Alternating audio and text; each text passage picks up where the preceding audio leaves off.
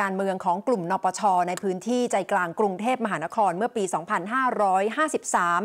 มีนักข่าวทั้งในและต่างประเทศติดตามทำข่าวกันมากมายนะคะเป็น100 คนค่ะหนึ่งในนั้นที่เป็นนักข่าวต่างประเทศเข้ามาติดตามสถานการณ์ในเมืองไทยก็คือคุณไมเคิลยอนผู้สื่อข่าวสงครามชาวอเมริกันนะคะที่เคยทำข่าวกันมาอย่างมากมายแล้วในพื้นที่สงครามทั้งในอิรักและอัฟกานิสถานค่ะโดยเข้ามาเพื่อประเมินสถานการณ์ที่เกิดขึ้นในพื้นที่กรุงเทพเมื่อ2 ปีก่อนค่ะและเมื่อ2 ปีที่แล้วนะคะเมื่อเดือนมิถุนายนปี 2553 ดิฉันได้ชวนคุณไมเคิลยอนไปเดินบริเวณแยกราชประสงค์นะคะเพื่อประเมินการทำงานของเจ้าหน้าที่และในฐานะที่ตัวคุณไมเคิลยอนเป็นทหารในหน่วยรบพิเศษและเป็นผู้สื่อข่าวที่ติดตามทำข่าวสงครามแบบกินนอนไปอยู่กับทหารอเมริกันและทหารอังกฤษที่ประจำการในอิรักและอัฟกานิสถานในสายตาของเขานะคะเขายืนยันว่าทหารไทยปฏิบัติงานอย่างมีระเบียบวินัยและหลังจากรับทราบว่ากรมสอบสวนคดีพิเศษสั่งฟ้องคุณอภิสิทธิ์เวชชาชีวะอดีตนายกรัฐมนตรีและคุณสุเทพเทือกสุบรรณ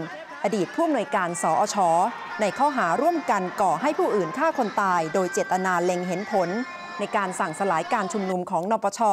จนมีผู้เสียชีวิต94 คนบาดเจ็บอีกกว่า 2,000 คนเรื่องนี้คุณไมเคิลยอนได้เขียนข้อความลงใน Facebook ส่วนตัวนะคะบอกว่าการตั้งข้อหาว่าคุณอภิสิทธิ์เป็นฆาตกรเป็นเรื่องผิดโพสต์ข้อความนี้ลงไปเมื่อวันที่ 14 ธันวาคมนะคะเขาบอกว่าเพื่อนเขาที่เป็นคนเสื้อแดงก็คงจะโกรธกับข้อความที่เขาเขียนแต่เขาบอกว่าเป็นความจริงในสิ่งที่เขาได้เห็นในเหตุการณ์ที่เกิดขึ้นค่ะดิฉันก็ได้ชวนคุณไมเคิลยอนลงพื้นที่อีกครั้งนะคะที่บริเวณแยกราชประสงค์เพื่อสอบถามสิ่งที่เขาเห็นอีกครั้งนะคะและถามว่าทำไมถึงเชื่อมั่นในข้อความที่เขาเขียนลงใน Facebook เมื่อวันที่ 14 ธันวาคมค่ะสักครู่ติดตามเรื่องนี้กับตอบโจทย์ค่ะ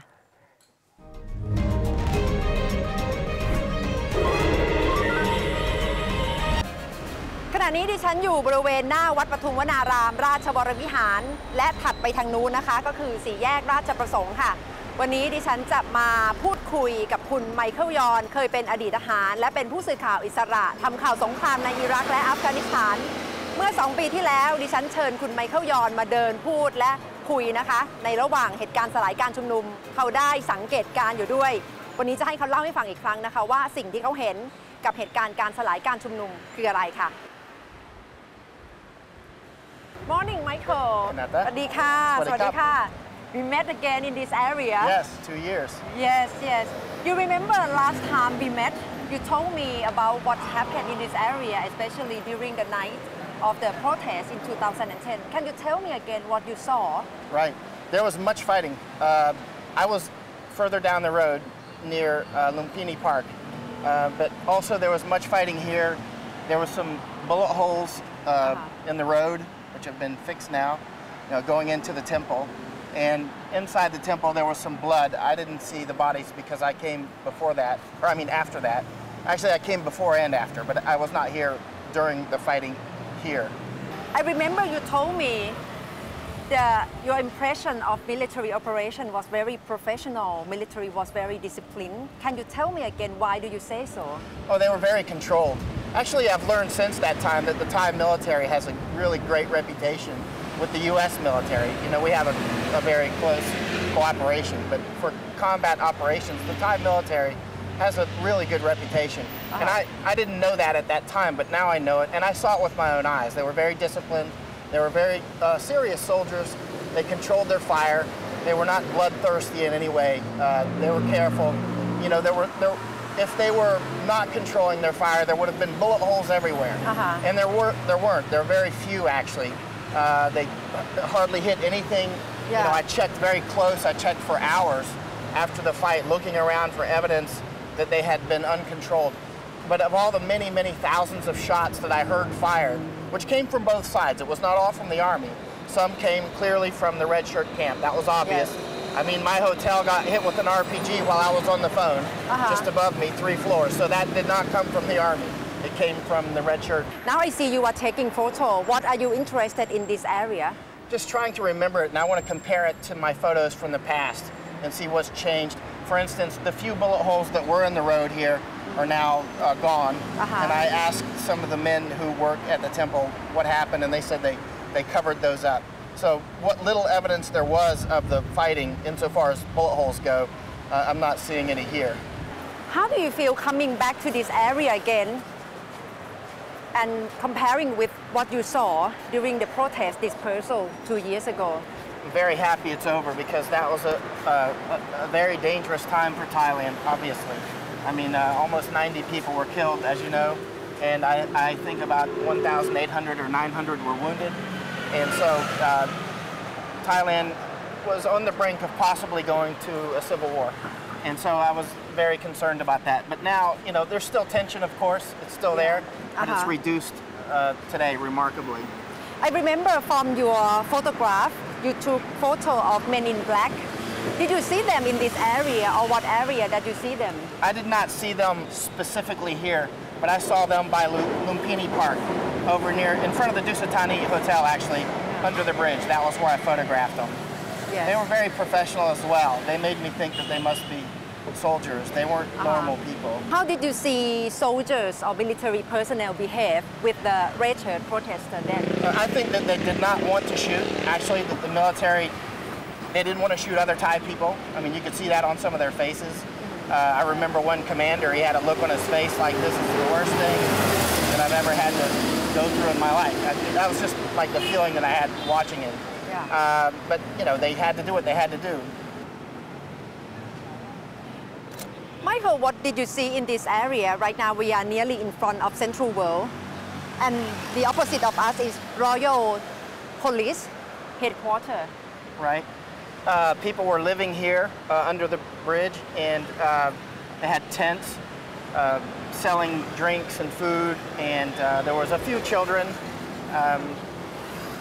People were getting foot massages. I mean, it was like they would play music. Yeah. So that sometimes there was, you know, a little bit of a party atmosphere. Other times, you know, it was tense if fighting was going, if you could hear shooting or see something. But mostly the police, I mean, the fighting was on the periphery. It was not inside until the day of the clearance. Yes. But the red shirt stage was right up here at the intersection. And, you know, there they were constantly, especially at night, I mean, they were really blaring over the loudspeakers and kind of propaganda. Yeah. And but I don't speak Thai, so I don't know what they were saying. I mean, it just had that kind of rhythm. And they had, you know, the tire barriers with, that looked very impressive on the television. And I think some people thought that they were impenetrable. But in reality, for the Thai army, I think they could get through those in probably 1 or 2 minutes. Michael, you posted on your Facebook on 14th of December that PM Abhisit was charged with murder charges. That was wrong, and he handled well in terrible crisis. Why were you so certain? I was here. I mean, if he had committed murder, again, there was at least hundreds of correspondents here with cameras and video cameras. If he had committed murder, if the army had acted injudiciously or with too much force, we would have got it. I would have got it. Somebody would have got it. And nobody got it. And but red shirt people may not agree with you. Well, then we'll disagree. And that means I'm disagreeing with some of my very close friends in Thailand as well. But again, there were many correspondents here. And some of the correspondents also become angry when you say that the army didn't commit murder. And I say, well, then where's your video?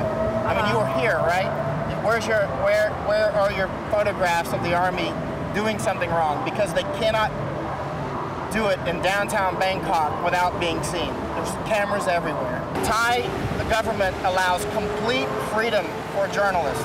I can go in any province in Thailand, in any city, in any town, and photograph without even telling the police or the military that I'm here. If I go to Israel as a writer, I have to declare to the government of Israel that I'm a writer. If you go to the United States, I believe you would have to declare that you're a correspondent. I'm not certain of that, but I've heard of these things in the past. But in Israel, for instance, when I went there, that was an important issue. And then you can be restricted. And with your update on Facebook, it draws so much criticism as well as so much support for you. Do you regret posting the message that you are telling the truth and sorry for red-shirt people who may get angry with you? No, because it's important. The truth is important. And it's not, you know, just being ideological. Again, I'm not friends with Mr. Abhisit. I'm just friends with the truth. And I didn't see any murders take place. And I was here with my camera ready to get them, and it did not happen. Many people were upset, for instance, that Mr. Abhisit did not act sooner and with more force. And that included many foreigners, actually, and not just Thai people, that saw the downtown life in Bangkok, the capital, disrupted for so long, and businesses disrupted, civilians killed, clearly not by the army at times. And so, if that had happened in New York, if people had gone down and occupied New York, they might get away with it for a while, and they have. But if they start shooting firebombs in M79s, we would say, if the police can't handle it, send in the army, because at that point, it's very serious. And so, would it ever happen for 3 months in Chicago or in New York, US? Not on a disruption level like that. It might happen they've stayed in the parks and various places in the United States, but they would not be able to stay in a downtown intersection like this and just set up a stage, and clearly put up barricades and shoot M79s. Apparently that's what they were shooting.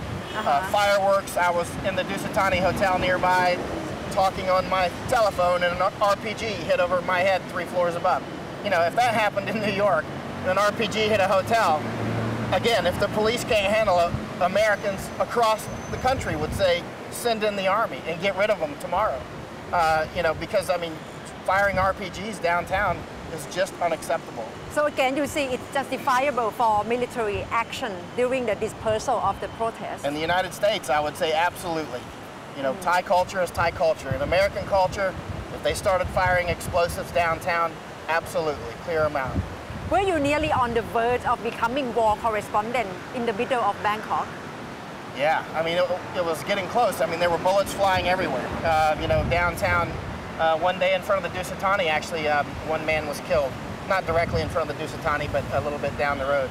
And that was actually a day that I photographed black shirts. There were bullets flying very close. And so, luckily, it stayed only at the riot level, not at the war level.